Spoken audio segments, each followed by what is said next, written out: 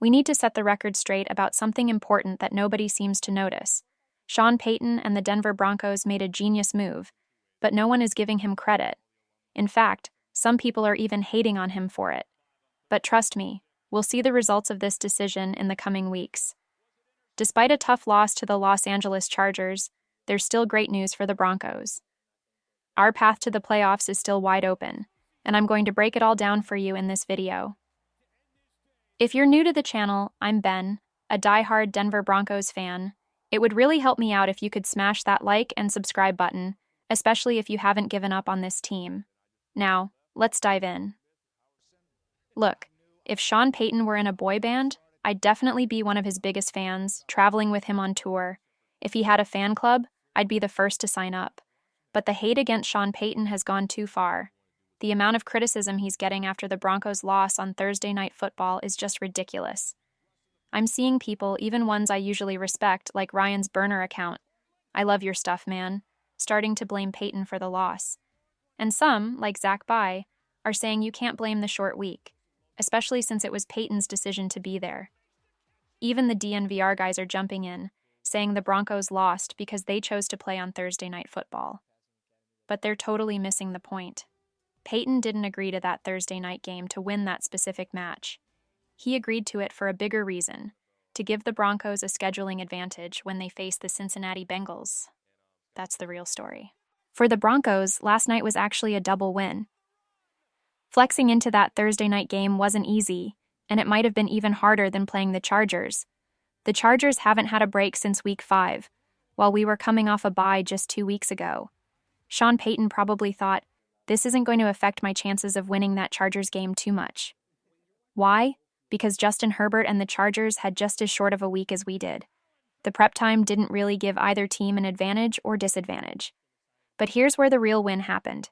By playing Thursday night, the Broncos don't give the Bengals 10 extra days to prepare for us. Instead, we get that time to prep for them. That's the key point everyone seems to be missing. And listen, don't blame Sean Payton for the loss. If we had played the same game on Sunday, it might have been the same result. More prep time wouldn't have changed much.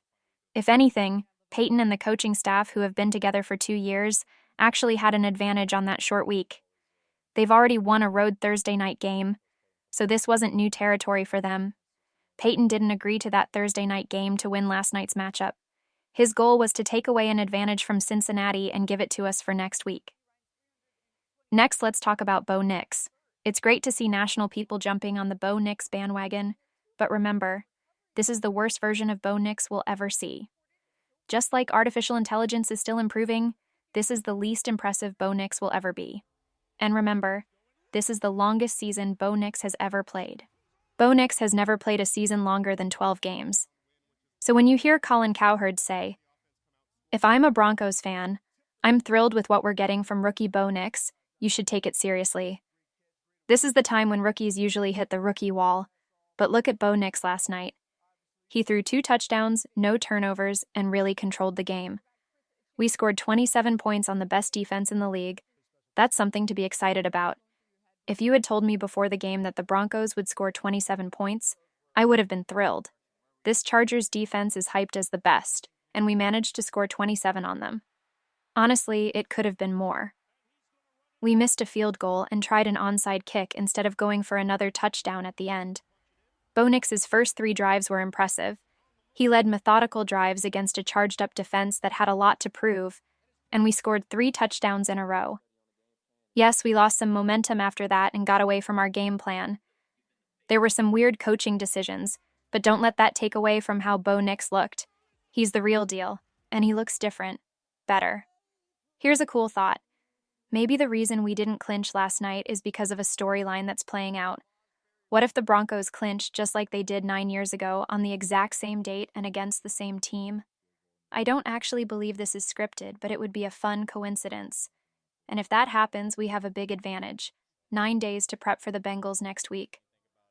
We've already seen how this team responds after a loss. First of all, the Broncos haven't lost 3 games in a row all year. Bo Nix, in his entire football career, has never lost 3 games in a row. So, why would we think that's going to happen now, when it matters the most? It's not. We're going to win at least one of our last 3 games. You don't need to worry about that. It hasn't happened this year, and it's never happened to our quarterback. On top of that, we have 10 days to prep for the next game. We've seen this team bounce back before. After one of the most heartbreaking losses I've ever watched as a Broncos fan, we came back strong. Remember that game when Peyton Manning's Broncos lost to the Baltimore Ravens in overtime? Or when Kansas City blocked our field goal? After those, we rattled off 4 straight wins and were fired up. I said after the Chiefs game that this could either ruin our season, like it did to the Chicago Bears after their Hail Mary loss, or we could win 4 or 5 straight games. And what happened? We won 4 straight and looked unstoppable. Even yesterday, we won 3 out of the 4 quarters. We were up by 5 going into the 4th, but our defense couldn't pull through. Still, I believe that was just an anomaly. Our defense is legit, and we're getting Riley Moss back. I actually think we match up much better against the Bengals. Pat Surtain will shut down Jamar Chase, Riley Moss will handle T. Higgins, and our pass rush is going to crush Joe Burrow. Unlike last night, when we couldn't get any pressure on Herbert, we're going to bring the heat against the Bengals. It's crazy that just the week before, Herbert was hitting the ground like 10 times thanks to the Chargers' strong tackles. But last night, Benito and Cooper couldn't get through. Yes, we struggled in the middle of the game, but that's behind us now.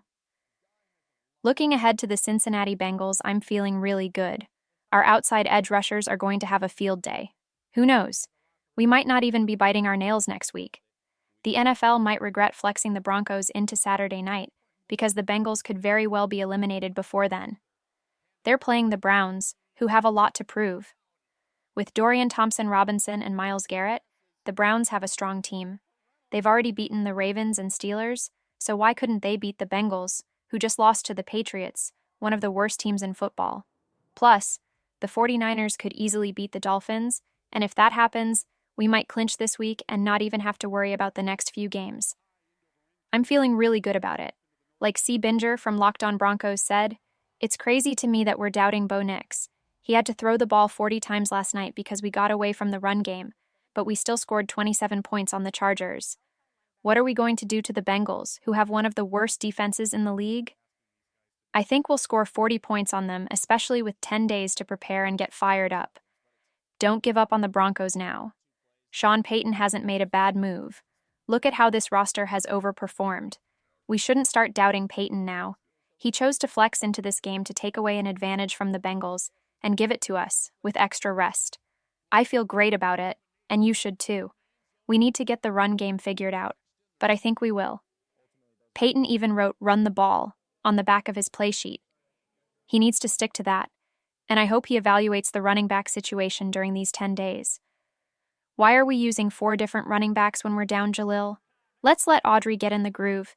He was averaging 5.3 yards per carry. Let's go with a 2-headed backfield and stop switching things up too much. Stick to our plan, run the ball, beat the Bengals, and get into the playoffs. Once we're in, no one will want to play us. We're getting Riley Moss back, and we'll be healthy and well-rested for the playoffs. We're going to make some noise, and that's something we should all believe in.